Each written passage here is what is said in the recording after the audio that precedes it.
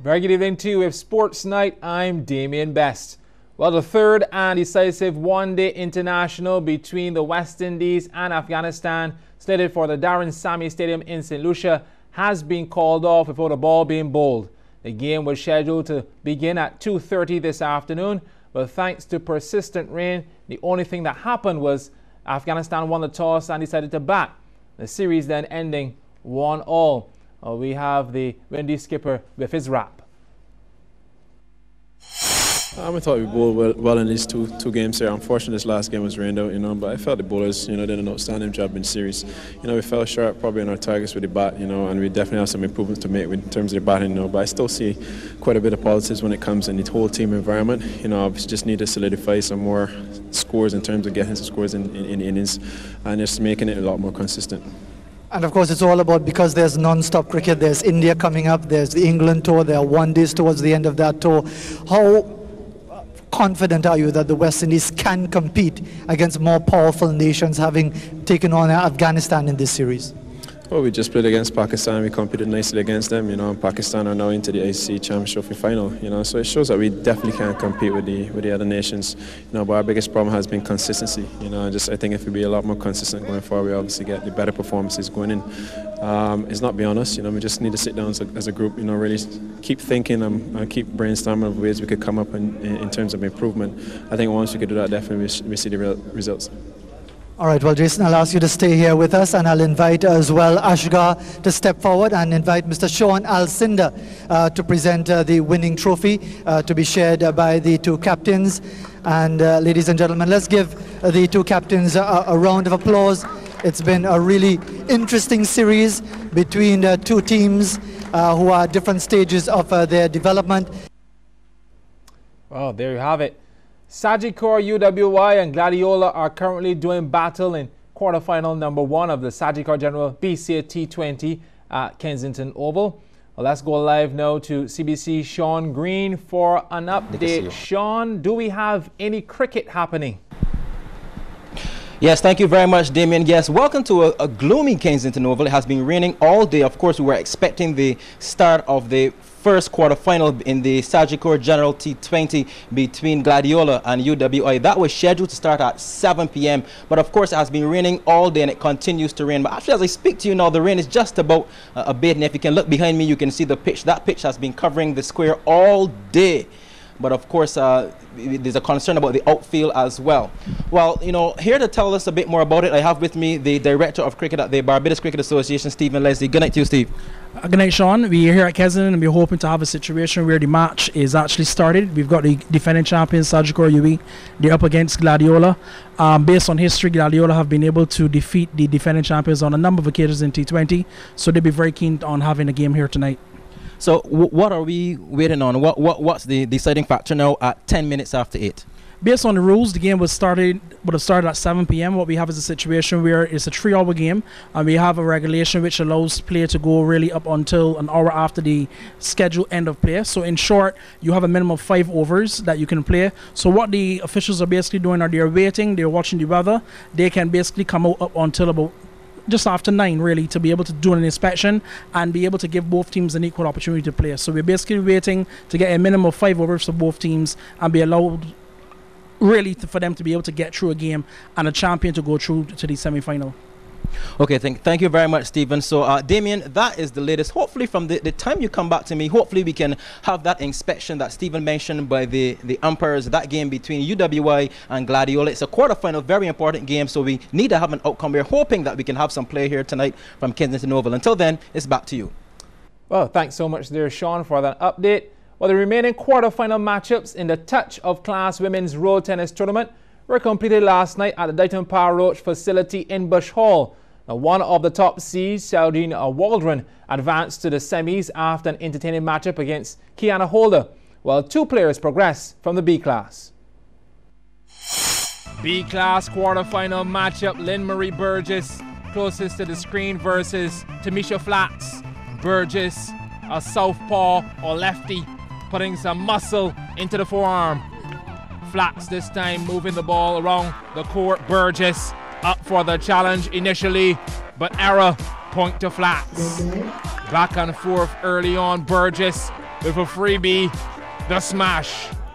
14-all now, unforced errors from Burgess, giving Flats the lead. Flats taking the first game, 21-17. The second never lived up to the height of the first, but there were moments of genius. Burgess with the sleeper. Flats took it in stride, using the angle, beauty. Burgess, well, she's self-destructed, falling behind 10-16 with too many unforced errors.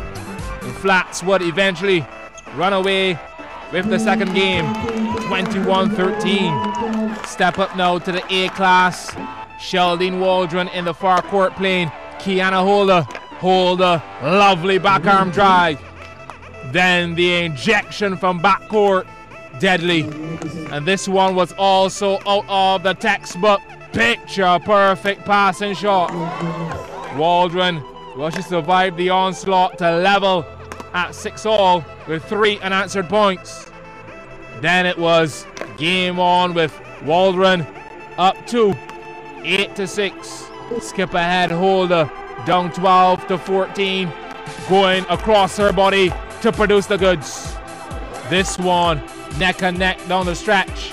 The first locked at 20-all, then Holder with mistakes at the wrong time.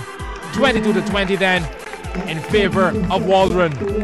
In the second, Waldron full of confidence, Holder losing her composure. But Waldron, she would seal the second game and the victory, 21-10. Next up, Abigail Haynes closest to the screen versus Estefine Holder. Holder with the requisite footwork here, paying dividends. Tied at 8-all, Haynes with a rocket down the line. Then it was time to tango at the net. Who will win it? Haynes gets the point, and she would indeed draw first blood in this matchup, 21-18. The second was a mere formality. Estefine in deep trouble, and Haynes in the driver's seat. Haynes going on to get the W, defeating Estefine Holder 21-18, 21-12. And a quick roundup of the doubles action. Sheldon Waldron and Rachel Smith got the better of Tamisha Flats and Crystal Herwood closest to the screen, 21-16. Then Sandra Bailey combined with Estefine Holder to dispatch Lynn Marie Burgess and Julia Morris Young closest to the screen, 21-8. Well, coming up, favourites England ousted from the Champions Trophy.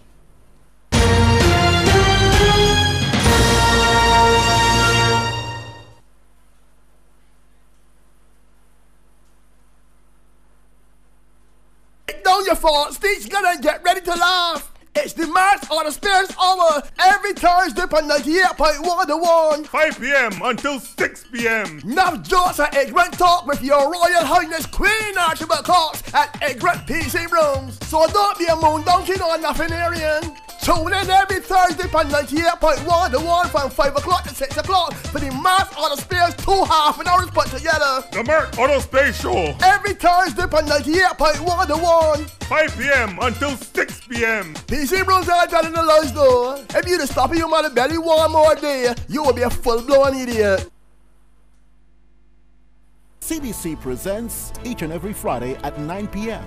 Get a chance to discuss health and legal issues. We will explain and bring clarity to many of your concerns. Join us via the email talk@cbc.bb or call live at 228-5562 or 63.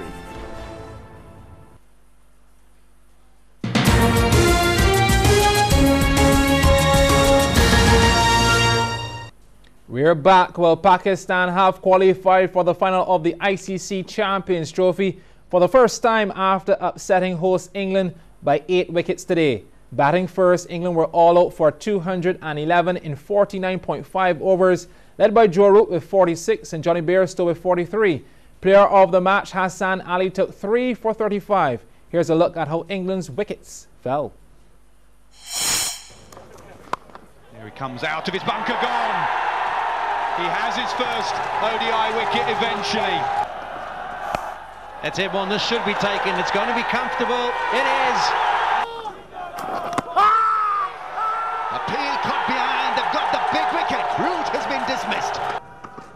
And the big wicket of the skipper, Owen Morgan. Bit of reverse and a nick through to Sarfraz. Hafiz has got a few. Oh, edged. First ball after drinks. First ball after drinks. In the air, this could be taken. Fielder makes the odds. Brilliant in the end. Absolutely brilliant. Stumps. Like that. I think it was doing just a little too much as Rashid scrambles to the non-striker's end. I think he's in trouble.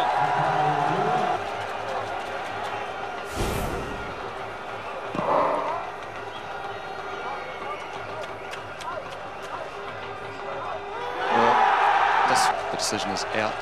I repeat, out. Straight up in the air. Stokes should be gone. More brilliant bowling from Hassan Ali. Man out there will travel backwards and takes the catch.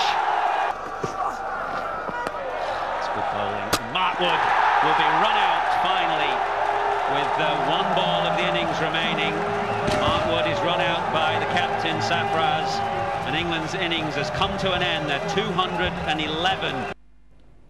Well, in reply, Pakistan achieved the target in 37.1 overs for the loss of just 2 wickets, making 215. Azhar Ali with 76 and Farkar Zaman with 57 led Pakistan's charge.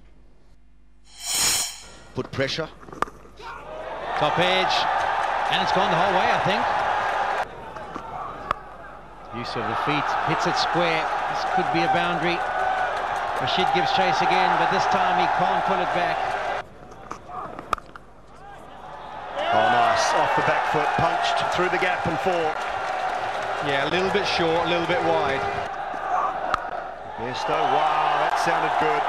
And result is good. High in the air, has it gone all the way? Yes, it has, you betcha. Back-to-back 50s for Farkar. Another wonderful innings at the top of the order.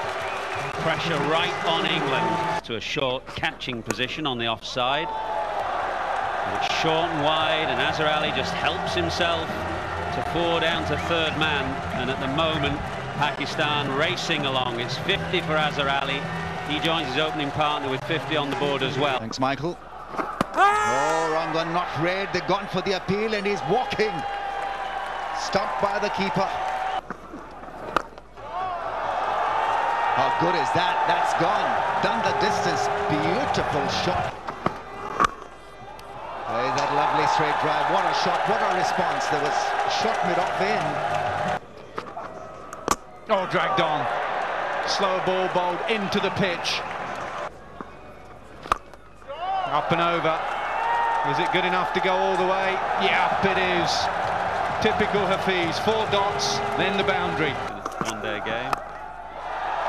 The free hit dealt with firmly down the ground. What an emphatic way to do it. Pakistan have crushed England here in Cardiff and have booked their place in the final. What a performance by Pakistan. Well, the second semi-final is set for tomorrow between Bangladesh and India with live coverage on MCTV's ESPN channel from 5:30 a.m. Well, the Lodge, Coleridge and Parry Foundation and Queen's College are all into the semi-finals of the Barbados Secondary Schools Under-13 netball competition. All quarterfinal games were played at the Netball Stadium. CBC Sean Green reports. Harrison College with possession, trailing 6-9 in the dying moments of their game with the Lodge. Not getting that one through here, 8C. Let's take it downtown.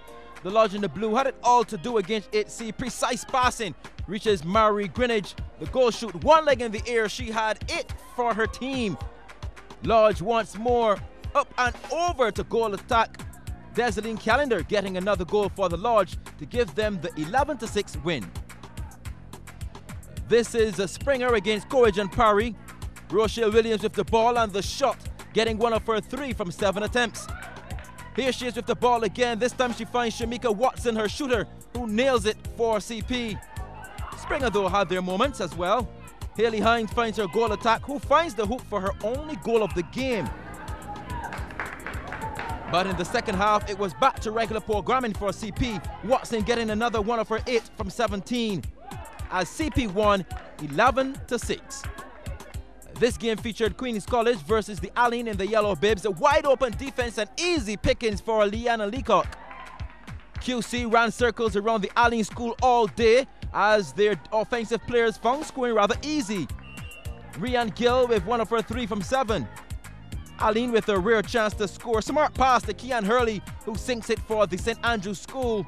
But QC weren't about to give up their lead. Back to QC, the possession, and the ball finds Leacock as QC crushed Aline 17-3. Look who's playing camera shy. Too late, we've got you.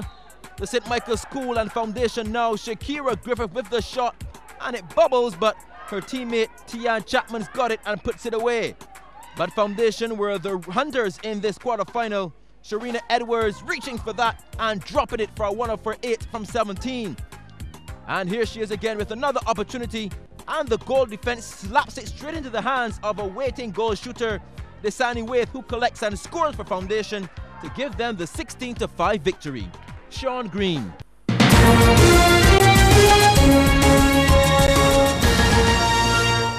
Welcome back. Let's go now to Kensington Oval for an update from CBC's Sean Green. If there is any cricket at all, that quarterfinal of the Sagicor General BCA T20 match, UE versus Gladiola. Sean, what do you have for us?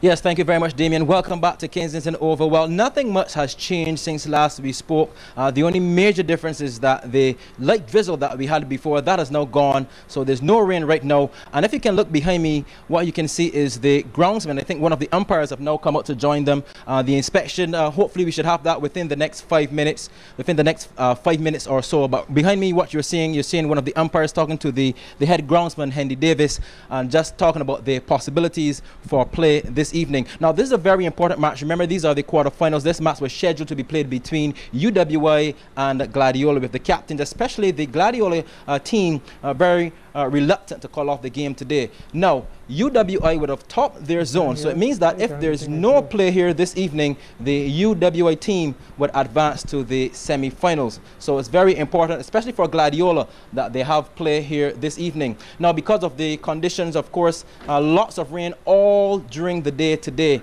Now, tomorrow we would have been having the second semi-final, but that has now been postponed until next week, Thursday. So we're going to be having 3 quarterfinals next week, Tuesday, Wednesday, and Thursday. Tonight, if there is play, this will be the only semi-final to be played this week. Of course, tonight we also have live coverage on Radio 94.7 FM, bringing live coverage of this game, and we're going to have coverage of all of the games as well as the semi-finals and the finals. But right now, Damien, no play. We're still awaiting that inspection by the umpires. So UWI, Gladiola, we have to wait and see. That's it from Kensington Oval. Back to you. Thanks, Sean, for keeping us up to date there. Here is now for an update on what's happening tomorrow in the world of sports. Thursday, the secondary schools netball playoffs for the under-13s move into the semi-final stage, while the under-15s are into the quarterfinals. All of the netball matches are at the netball stadium. Start time 3:15. And in basketball, the Co-Operators General BABA Premier League continues at the Community College Gym with a doubleheader at 6 and 8 p.m. And in road tennis, the Touch of Class Ladies Tournament goes into the semi-final stage at the Dighton Parroch facility in Bush Hall from 7 p.m. Well, that's our midweek edition of Sports Night. Check us out tomorrow at the same time. I'm Damien Best. Do have a fantastic evening.